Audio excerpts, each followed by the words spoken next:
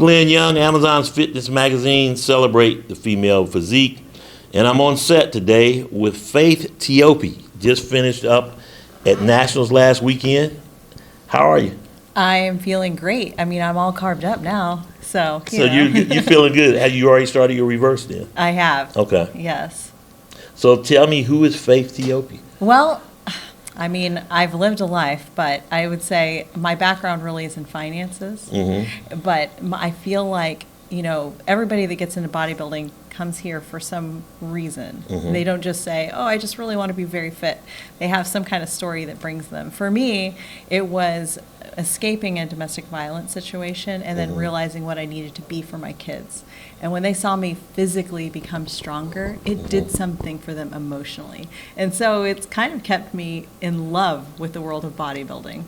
So how did you get started in bodybuilding? I understand your journey and everything with the domestic violence. Everybody has a different journey, typically, whether it was something with the diet, domestic violence, or what have you. But it ain't how you start, it's how you finish. True. So when did you know that you really wanted to do this, though? Because, some people just say, well, I just want to work out to get fit or feel strong or feel better about themselves. But when did you know you wanted to compete? Well, I have always just had an inkling that I wanted to compete at some point. And I did bikini back in the day. Okay, so you did start bikini. Yeah, and so then when I was trying to, reinvent myself, I thought, I should do something that's just for me. And bodybuilding is something that's really, you're not doing it for anybody else. Right. It's your body, your dieting, your nutrition.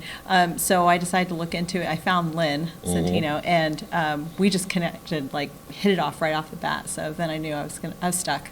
Right. And so you knew that you was going to automatically go to figure. Yes. And just talked to her earlier, she said 16-week prep. And I heard you off camera say this was a happy prep. It was. Where does this exist? It was such a happy prep, and I don't know what just flipped the switch for me, but this time I was just so focused, and I was able to really stay on the program. I think I was asking better questions too. I made some mistakes during last season because I wasn't asking some of the right questions, not realizing I was making mistakes.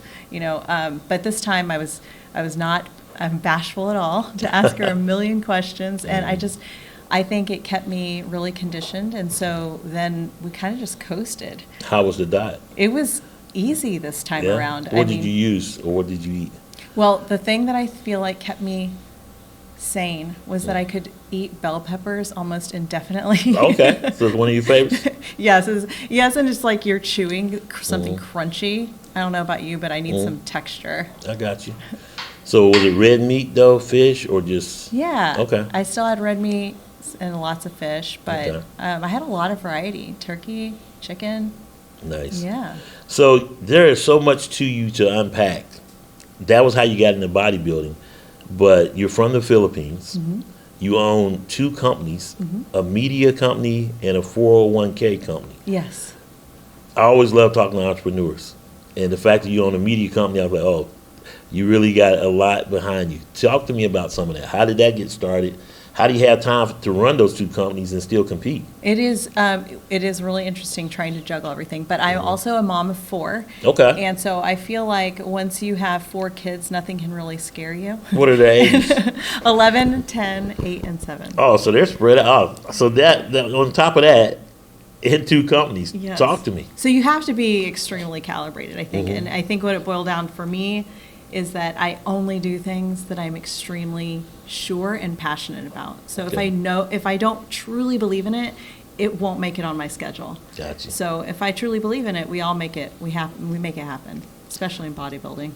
Talk to me first about the 401k company. That's the oldest company, right? Yes. You had that 4 years, I think you were saying? I've been running it for 6, but years? Okay. it's older. It's a little over 40 years old, the company itself. So what is your basis? What is your what do you provide? So we provide 401ks for companies and ESOPs, but mostly we work with banks. Oh, well, there you go. Yeah, and I got into that because I'm Filipino, and you only have 4 choices. You can go into engineering, nursing. Oh, that's a stereotype. Finance, or you can break your family's heart. There's only 4 options. So I chose finance. Good stuff. Yeah. You obviously enjoy it. I do. You know, what are your hours like? They're pretty crazy. Yeah, I could imagine. Yeah, my main goal for 2023 was to prioritize sleep, Mm. because that's a really tricky one, because I can get it all done, Right. but then sleep was really taking a hit. And managing two companies, the children, and then being in prep for the last 16 weeks and hitting nationals. What's your day like? It, I mean, I mean, what time are you up? well, it depends on where I am in prep, but I was sometimes waking up at 3 a.m. I mean, it's not really any different probably than other competitors. Right. But I feel like the most difficult thing of prep and juggling businesses and family life is really the internal work that I have to do constantly to make sure that my mind is in the right gear, that I'm creating the right space for my kids each day. Mhm. Because you can be so worn down and just so hungry and not really have the capacity for anything, but then what am I teaching my kids? And so I think that that's helped keep me in check with what's the kind of character that I want to exemplify so that they're learning from me the right things. Okay. What's the name of your 401k company? Leverage retirement. Leverage retirement. Talk to me, and when you mentioned the media company, I said, okay, this is right up my alley. Yeah. And you have your own podcast as well. I do. Talk to me about that. So I do a lot of marketing under the media company name, but my podcast is called Savvy, and it's everywhere where you can get your podcasts. And I am exploring the systemic gaps in financial literacy. Because I think that for decades we've been trying to help people have a better financial acumen, but we're still stuffing them with the same information. And it's disappointing to me because I'm thinking, well, we're complaining that we, the financial world, are complaining that people aren't learning what they need to know. Right. And the people over here are like, I'm so busy, I need to get around my finances. I'm like, this isn't working. Because you're going to run out of time. Yes, And time is going to get us all. Yeah, but it's a hamster wheel of we need to educate, and we don't have time to educate. We don't have time to be educated. So we've got to break this cycle. And where can that happen? So my podcast has been talking to a neurologist, a therapist, somebody who meets in front of Congress about things that are specific to the finance industry, a colonel in the military. I'm covering the gamut to see what angle have we possibly not looked at that could impact the way that we talk about finances, and maybe the money conversation has to start at home or with our friends.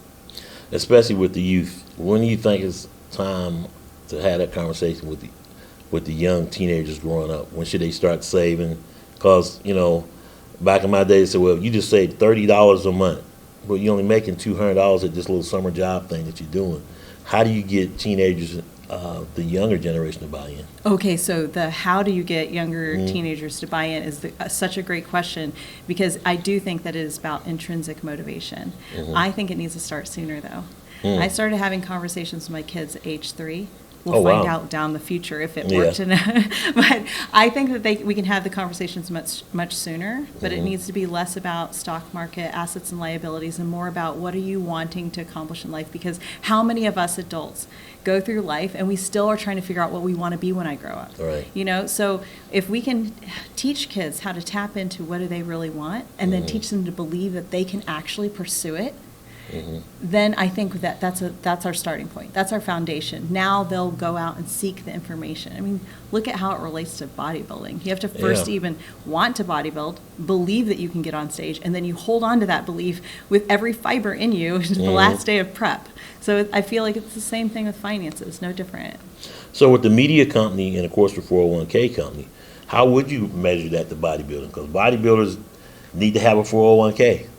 Competing is very expensive. And then, of course, the media part, do you ever see yourself coming back and interviewing like an NPC News Online and getting in front of the camera and doing interviews with athletes? Yeah, potentially. I could see, I love hearing people's stories. The thing that I love about hearing people's stories, though, is what can we learn from it and what can we convert in our own lives about that. So I might be interested in interviewing people if I think these stories could really impact other people. Right.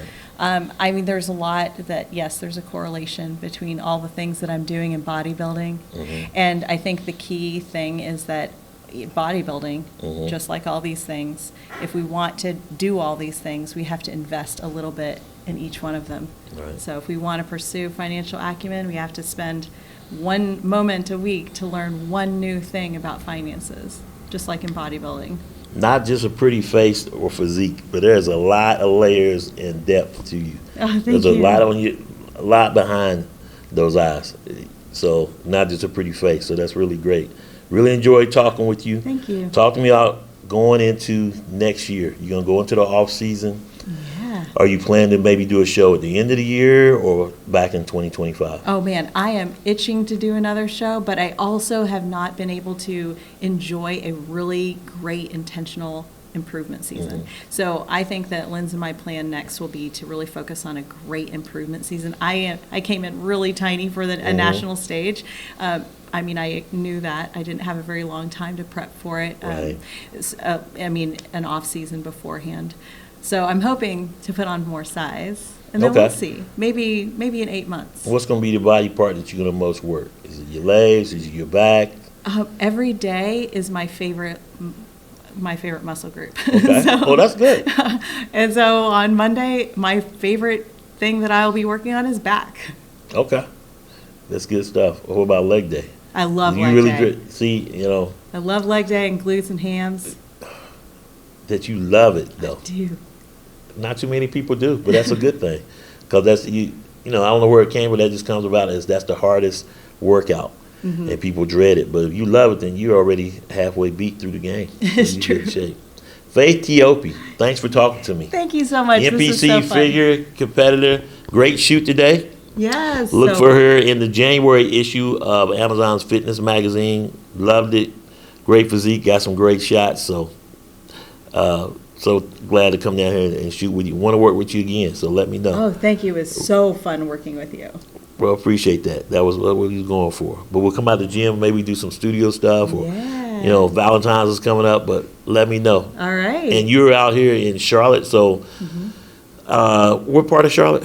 Well, I'm like just on the outside of, Okay. of Charlotte proper. So basically, I drove 2 hours from Rayford to get to here. You drove 2 hours down from Charlotte to get to Yes. Unionsboro.